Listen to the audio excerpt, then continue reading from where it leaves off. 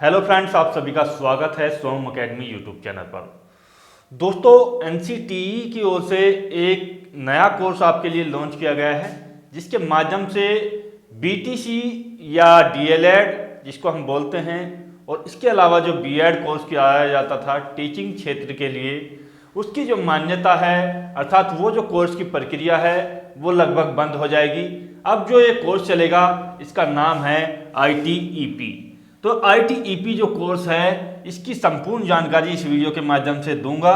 साथ ही साथ ये भी जानकारी आपको दी जाएगी कि जिन लोगों ने बीएड या डीएलएड किया हुआ है या कोई भी टीचिंग डिप्लोमा आप लोगों ने किया हुआ है, तो उसका जो प्रोसेस है वो आगे के लिए कैसे मान्य रहेगा, या जिन लोगों ने पुराने तौर पर यानी कि पिछले विगत वर्षों में ये कोर्स किए हुए हैं, बीएड हो या डीएलएड हो, तो उनकी मान्यता उनके बराबर रहेगी या नहीं रहेगी।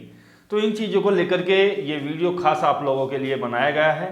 तो सबसे पहले शुरुआत करते हैं यहाँ पर आपके लिए बीएड या डीएलएड कोर्स अब नहीं होगा क्या। तो देखिएगा, ये जो कोर्स है बीएड या डीएलएड अभी ये जो है सुचारू रूप से चल रहे हैं और इनकी जो मान्यता है ये 2027 तक आपकी चलेगी। यानी कि 2027 तक ये जो विश्वविद्यालय हैं, जिन भी यूनिवर्सिटी के माध्यम से कोर्स कराए जा रहे हैं, वो आपके मान्य रहेंगे और ये आपके जो है लगातार चलते रहेंगे। तो जिन लोगों ने इसमें नया एडमिशन ले लिया है या लेने की सोच रहे हैं आगे के वर्षों में, तो आप ले सकते हैं बिना किसी झिझक के। अब बात आती है कि ये जो कोर्स है 2027 के बाद क्या होगा। तो देखिएगा, 2027 के बाद तो आपके लिए ये कोर्स जो है बंद हो जाएंगे, यानी कि बीएड और डीएलएड का कोर्स जो है आपका बंद कर दिया जाएगा सभी विश्वविद्यालयों के माध्यम से। और अभी से यानी कि सत्र 2024 से आपका जो है यहाँ पर एक नया कोर्स आ चुका है, जिसके लिए जो है एनसीटीई के माध्यम से जानकारी दी गई है। एनसीटीई अर्थात जो एक ऐसी संस्था है, यानी कि इसको हम फुल फॉर्म में यदि बोलें तो national council for teacher education, यानी कि शिक्षक बनने के लिए जो कोर्स होते हैं या शिक्षक बनने के लिए जो मापदंड होते हैं उनको तय करती है ये एनसीटीई संस्था। एनसीटीई संस्था ने एक नया कोर्स लॉन्च किया है जिसका नाम है आईटीईपी। आईटीईपी को हम बोल सकते हैं कि इंटीग्रेटेड टीचिंग एजुकेशन प्रोग्राम, यानी कि आपका जो संयुक्त होता है शिक्षा का जो प्रोग्राम है वो यहाँ पर लॉन्च किया गया है। यानी कि इसमें ये जो कोर्स है आईटीईपी, इसके माध्यम से आप जो हैं प्राइमरी लेवल के जो टीचर्स हैं उसके लिए पहले अलग कोर्स होता था जिसको हम जो है डीएलएड बोलते थे, ये प्राइमरी में आपका लागू होता था। बीएड जो है आपका जूनियर लेवल में या आपका जो टीजीटी पीजीटी थी उसमें मान्य किया जाता था। अब ये जो इंटीग्रेटेड कोर्स है ये सभी के लिए मान्य होगा, प्राइमरी हो या आपका जूनियर हो या आपका टीजीटी हो या आपका पीजीटी हो। यानी कि जो भी टीचिंग के आपके जो नौकरी निकलती हैं या जो पद हैं सभी के लिए आईटीईपी मान्य रहेगा, केवल एक कोर्स। अब ये जो कोर्स है इसके लिए जो सरकार ने मानक तय किए हैं, यानी कि योग्यता, फीस और मान्यता, वो क्या क्या है। तो यहाँ से हम पहले योग्यता की ओर आते हैं। तो योग्यता में यदि बात की जाए तो योग्यता आपकी जो है 12th पास आपको होना चाहिए, यानी कि इंटर पास अभ्यर्थी जो है इसमें जो है एडमिशन ले सकता है। अब इंटर पास होना चाहिए और साथ ही साथ कंडीशंस दी गई है 50% के साथ, यानी कि 50% आपके मार्क्स होने चाहिए।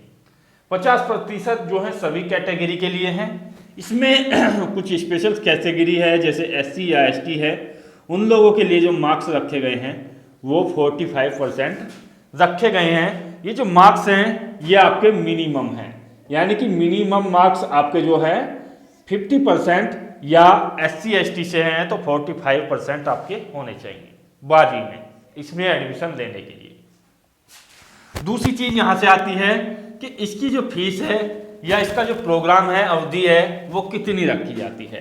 तो देखिएगा, इसकी जो अवधि है कोर्स की जो कम से कम है वो आपकी 4 वर्ष है। 4 वर्ष जो है इसकी मिनिमम लिमिट है, यानी कि कम से कम 4 वर्ष में आपको ये करना होगा। और इसके लिए जो तय किए गए हैं वो सेमेस्टर प्रणाली तय की गई है, यानी कि 8 सेमेस्टर में आपका 4 वर्ष में कोर्स होगा, 6 माह का आपका एक सेमेस्टर होगा। तो इसके द्वारा जो इसकी अधिकतम अवधि तय की गई है, यानी कि मैक्सिमम जो लिमिट रखी गई है, ऐसा होता है कि कुछ अभ्यर्थी किसी कारण से जो है एडमिशन नहीं ले पाते हैं नेक्स्ट सेमेस्टर में, जिससे रीजन्स बन जाते हैं या आपकी ईयर बैक वगैरह लग जाती है या सेमेस्टर बैक लग जाती है। तो आपके लिए जो मैक्सिमम अवधि रखी गई है वो 6 वर्ष रखी गई है, यानी कि 6 वर्ष तक आप जो है इस कोर्स को कंप्लीट कर सकते हैं। अब बात आती है इसकी फीस के बारे में। तो फीस को यदि हम यहाँ से लेकर के चलते हैं कि आपकी जो फीस है इस कोर्स के लिए वो क्या रहेगी, तो फीस की यदि यहाँ पर बात की जाए तो फीस वैसे तो मानक संस्था द्वारा जो आपकी फीस है वो यहाँ पर जो NCTE के नियम के अनुसार है वो जो कम से कम है 1,20,000 आपकी रखी जाएगी, यानी कि आप समझ सकते हैं कि 30 से 31,000 रुपये आपका प्रत्येक वर्ष का खर्चा होगा। जो ये फीस है वो सेमेस्टर वाइज आपकी डिवाइड की जाएगी, तो 8 सेमेस्टर में ये फीस आपकी डिवाइड की जाएगी 1,20,000 रुपये।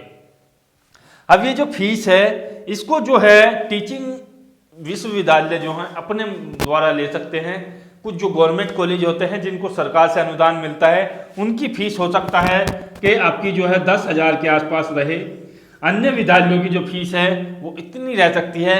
वो प्राइवेट की यदि बात की जाए तो ये प्राइवेट कॉलेजों के लिए आपकी फीस जो है 1,20,000 रुपये है। इसके अलावा वो जो है अपने विगत खर्चे जोड़ लेते हैं, टीचिंग टोलिंग वगैरह वगैरह, तो वहाँ से आपको जो है इसके लिए रखना होगा। मान्यता मैंने आपको बता दी है कि प्राइमरी, टीजीटी, पीजीटी, जूनियर सभी के लिए मान्य रहेगा, लेकिन आप कहोगे कि 12th पास अभ्यर्थी ही क्या टीजीटी पीजीटी के लिए मान्य रहेगा। तो इस कोर्स को करने के बाद यदि आपको टीजीटी या पीजीटी की योग्यता चाहिए, प्राइमरी और जूनियर के लिए आपको जो है 12th पास से ही काम चल जाएगा, लेकिन इसके लिए आपको जो है ग्रेजुएशन और पीजीटी के लिए इसके बाद जो है आपको पोस्ट ग्रेजुएशन करनी होगी अपने स्पेशल सब्जेक्ट के साथ। बात आती है पुराने डीएड या डीएलएड वाले अभ्यर्थियों का क्या होगा। तो देखिएगा पुराने जो नियम है उनके अनुसार आपने यदि बीएड या डीएलएड किया हुआ है तो आपकी जो मान्यता है वो सुचारू रूप से रहेगी, जिस तरीके से लगातार चल रही है।